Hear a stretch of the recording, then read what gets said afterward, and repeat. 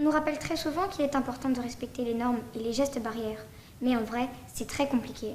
En réalité, c'est quelque chose qui nous effraie car on aurait peur d'être à nouveau enfermés et privés d'amusement et de nos amis. Un ministre interpellé dans le blanc des yeux par 2 jeunes en souffrance. Ici, pour se reconstruire mentalement, les hospitalisations durent souvent plusieurs mois. Bien sûr que j'ai hâte de rentrer chez moi, parce que ça fait assez longtemps que je suis là, ça fait depuis 4 mois et quelques jours. Mais je sens que je progresse de plus en plus et j'essaye de faire de mon mieux tous les jours. Je sens moi-même que je vais mieux. J'ai fait un gros travail sur moi-même. Ça a été compliqué, mais j'y suis arrivée et voilà. On m'a donné des médicaments aussi et ça fait effet.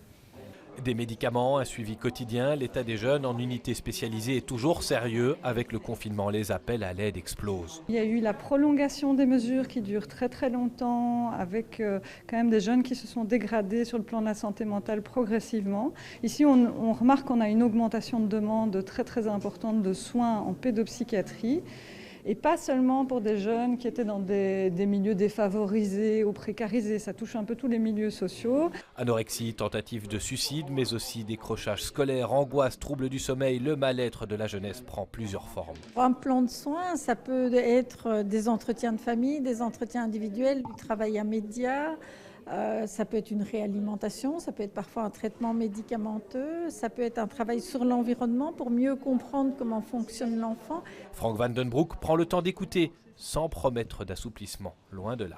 Et donc il faut être ultra prudent parce que si l'on veut des assouplissements, les assouplissements doivent être durables. Il faut absolument éviter un mouvement de jojo.